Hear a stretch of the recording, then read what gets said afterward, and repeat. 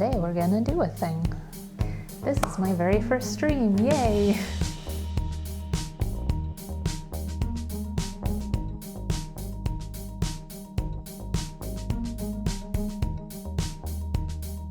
Hopefully everything is working because I don't have anyone here to let me know if it is. I sigh. So the first thing we're gonna do, turn on some music, because I like to write to music.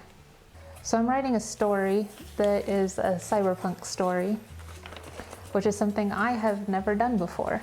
And I've done a bunch of pre-writing for it already, so I'm just gonna get straight into writing it this time, starting with a title.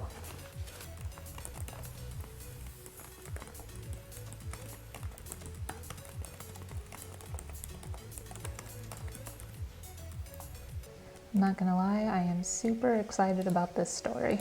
I want it to be cyberpunk, and I've never done cyberpunk before, so this should be interesting. I think I just want to start by writing out the beats to the story, starting with that, the basic ideas of things that I want to happen, and then expanding those sections from there.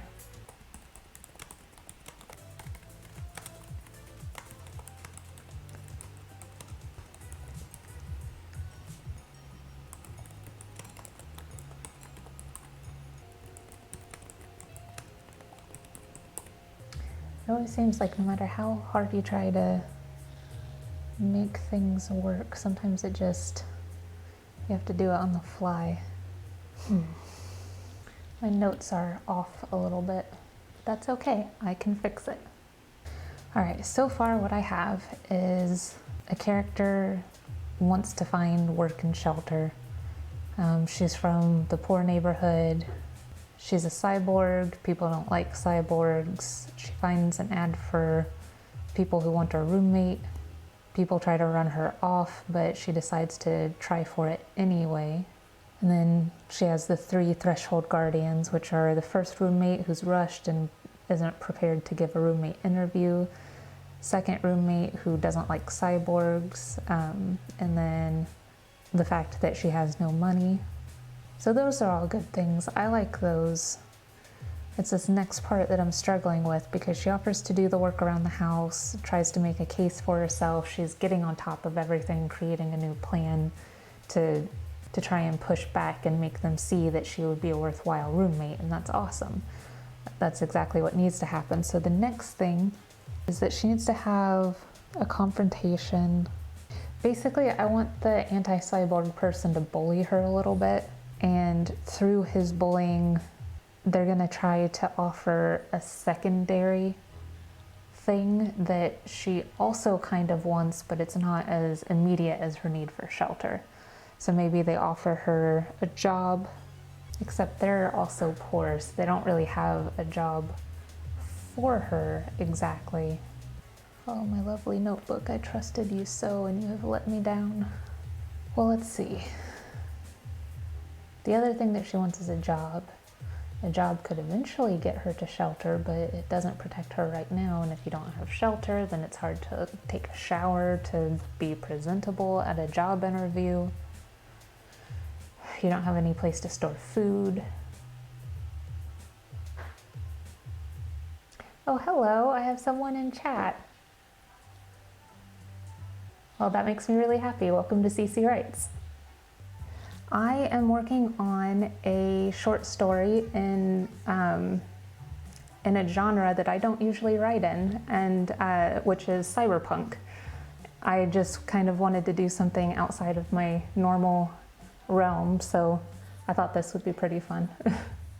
Yeah, I thought so too. Basically, the idea for the whole story came about because I got jealous that somebody else made better titles than I do, so I wanted to make something with a cool title.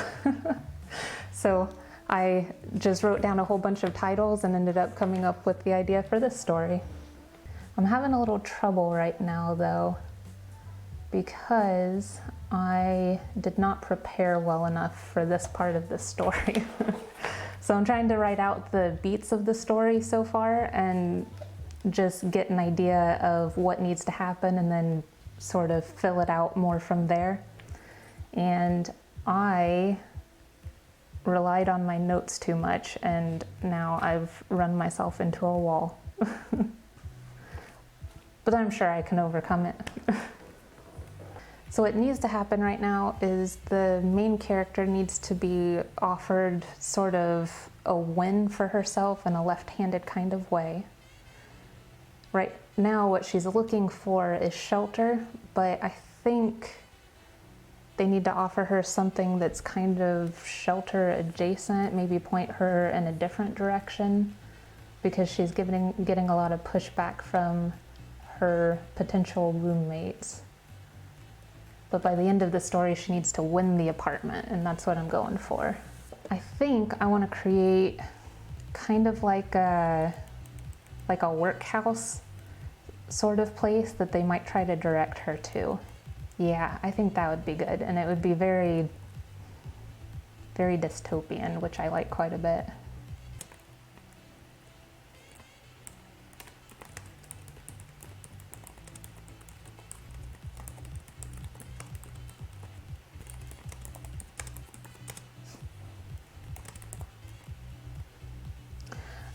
I usually write tragedy, basically general fiction. It's usually based in the real world. I do like writing fantasy, but it's not something that I've delved into a whole lot, and especially if you go into like sci-fi stuff, I haven't really done a whole lot of that either. So this is a little bit outside of what I'm comfortable with writing. I'm not used to having to do all of the world building for kind of a sci-fi universe. Yeah, fantasy, it's a whole lot of fun to delve into that, and I do really love world building in general. It's usually, so I prefer like magic kind of fantasy, and sort of Victorian era stuff I like quite a lot, and knights and magicians and all that kind of stuff. That's the kind of stuff I always read growing up, so that's always been kind of my favorite thing to aim for. But when it comes to my actual writing practice, yeah, it's usually just real world stuff. Urban fantasy I'll do sometimes. The book I'm working on right now is actually, it's one of the more intense tragedies I've ever done, and it's actually based around a town that I grew up in. And so I had a whole lot of already pre-known world building stuff that I was able to put into it, because I know a lot about that area and was able to get it across pretty nicely, I think. Oh, angel-themed book. I really love angel-themed stuff. That's a lot of fun. How long have you been working on it?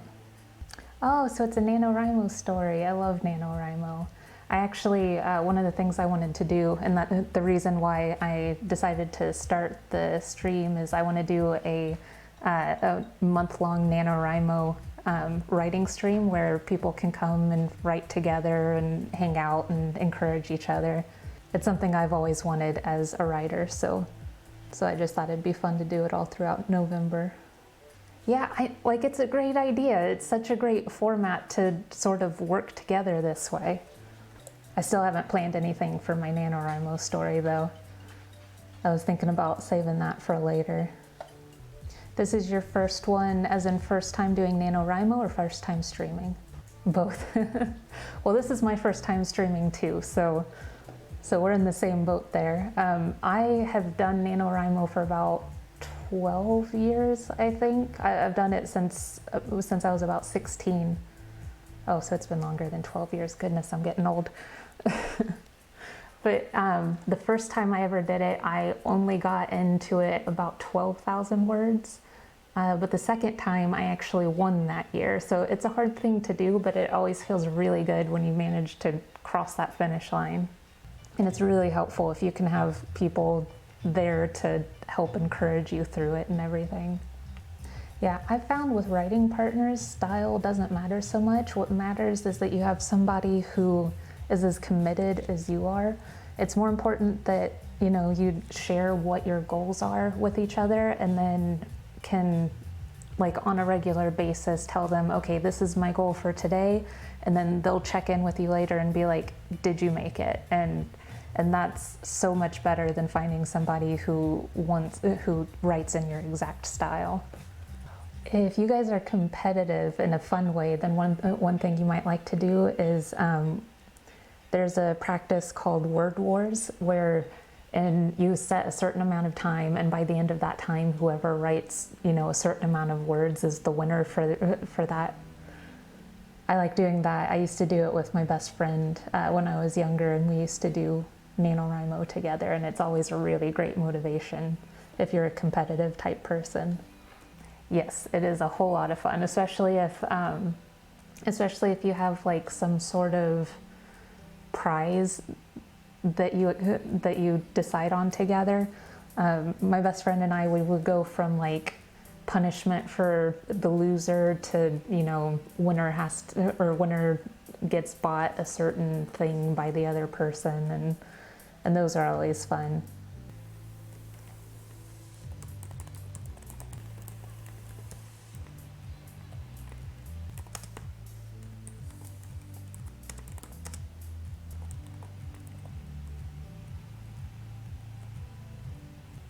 Oh, I hadn't decided on names for any of my characters. Oh, naming things is hard. I'm just gonna call her Akun. Because it's not obvious enough that I watch anime. It is my favorite thing to do. My husband and I spend a lot of time just watching anime in the evenings together, and it has been just the highlight of my life, having somebody that likes to watch cartoons with me. Yeah, I'm just gonna call them all Akun, Bkun, Ckun, and Dkun. Perfect. Oh, gaming together is a lot of fun too. I don't like playing games where I'm competing against my husband, because I don't know, I just feel bad about it, but I really like playing, all of the cooperative games with him and everything. We play Splinter Cell together a lot. And Portal 2 is one of my favorite ones to play with him. I really love puzzle games in general. Being overly competitive is just causes too much stress in a relationship. I hate playing Munchkins with my husband and his family, because it is such a competitive game and I will never give up for anything.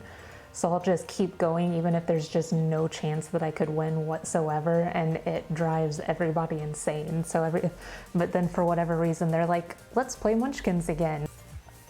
Yeah, it's such a fun game to play, but if the other people aren't as into arguing about things as you are, it makes it not as much fun. Oh man, what kind of things would be in a cyberpunk universe? I should get that cyberpunk game with Keanu Reeves. That would solve my problem. Yeah, it definitely looks like a lot of fun. We had it pre-ordered at one point, but then I think we ended up using the money to get some other game. Probably Final Fantasy or something, because that one's my husband's favorite. I'm going to say... floating cars, that seems like a thing. Floating cars.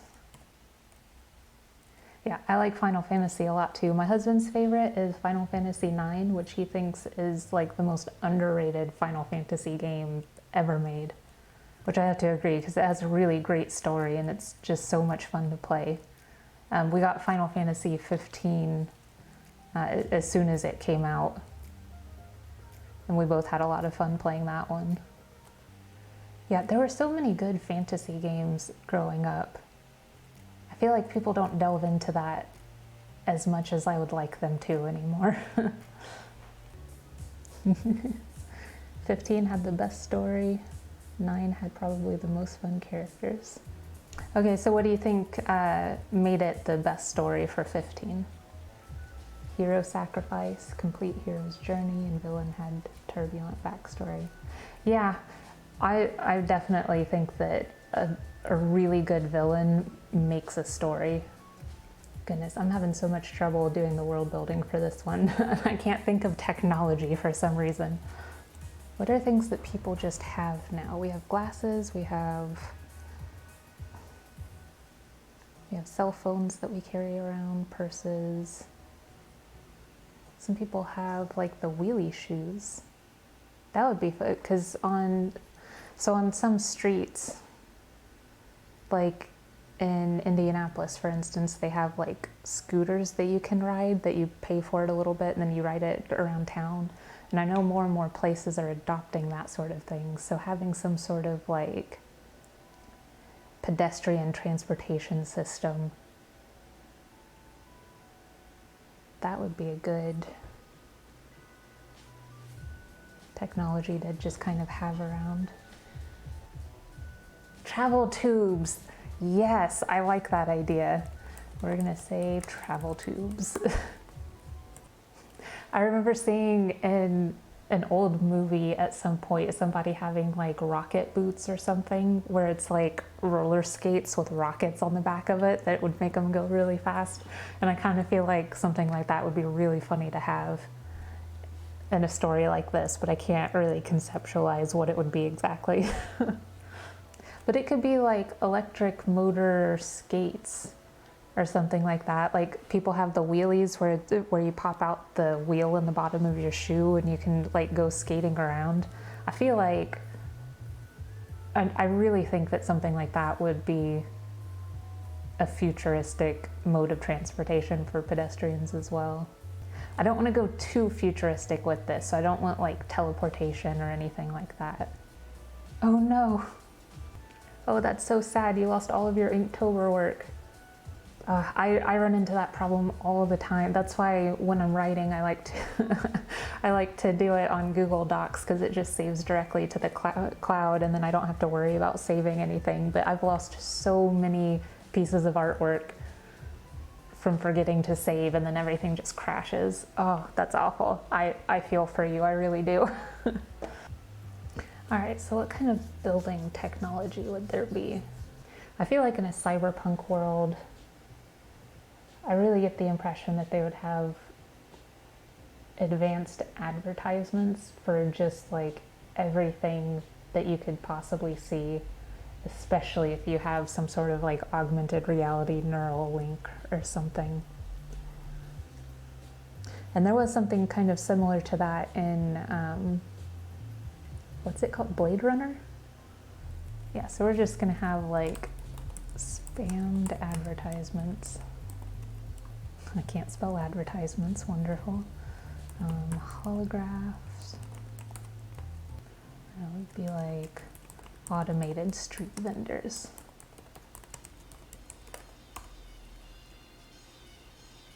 Yeah, so like in Chicago, a hot dog stand, but completely run by robots or something like that. That seems like that seems like a future thing. Now, what would be the difference between like a high income area and a low income area? Would people in a low income area still need to like use doorknobs and regular things like that, and people in high income areas would have automatic doors on all of their buildings? Or would it be like a different level where the automated doors only work part of the time and malfunction and stuff like that?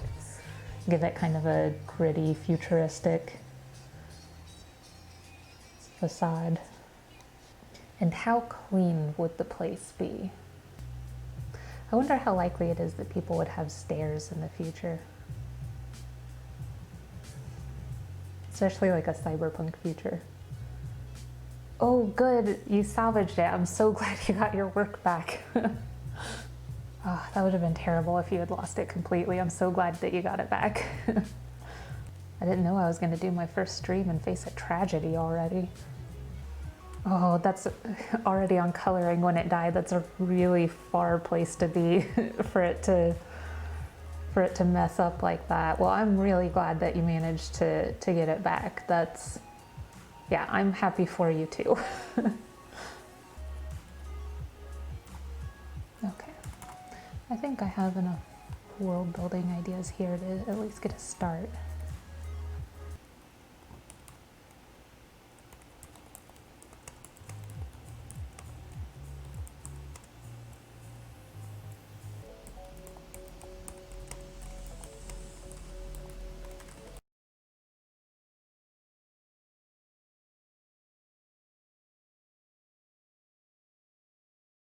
But I'm worried that if nothing else happens, it's gonna make it boring. And I don't like writing boring things.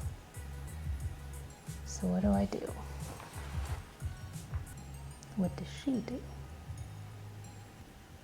Okay, maybe she sees like a RoboCop kind of thing and asks it for directions. That's one way to actually have her actively doing something. I hate it when I can't think of a word. I'm looking for something mechanical sounding that implies movement. I spend my whole life thinking about words. You'd think I'd be better at it by now. Okay, I'll use a placeholder word for now. You get that often too?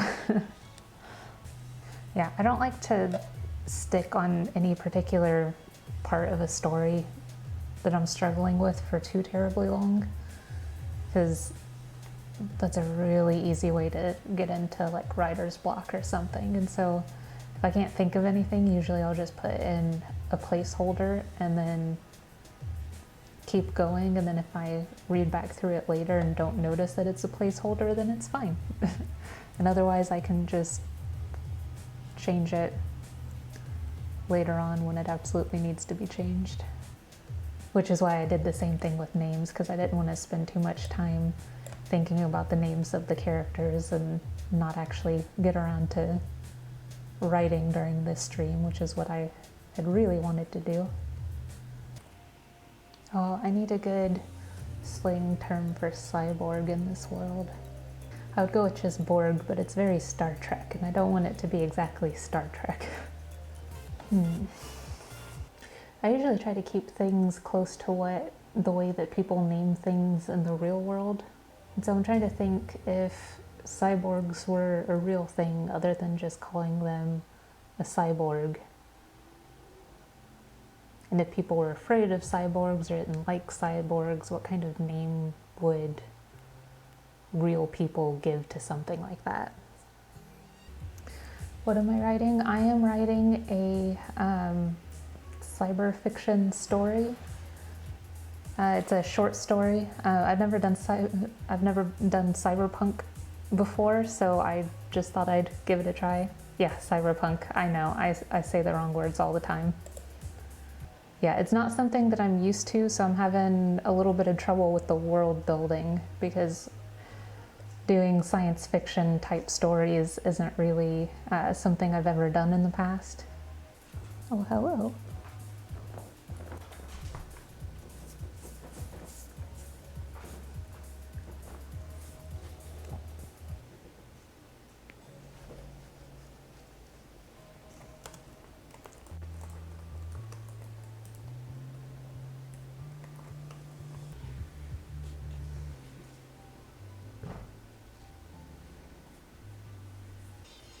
I want there to be an argument here. And I'm trying to think of the best way to transition into an argument, because I don't really want it to be between the main character and this person, but between this person and someone else on the street who overhears. I guess the easiest way would be if the main character said something that really incensed the woman. So then the woman would start yelling, somebody would overhear and come to intervene, and then an argument would start between the two of them. It seems like it would be fairly natural.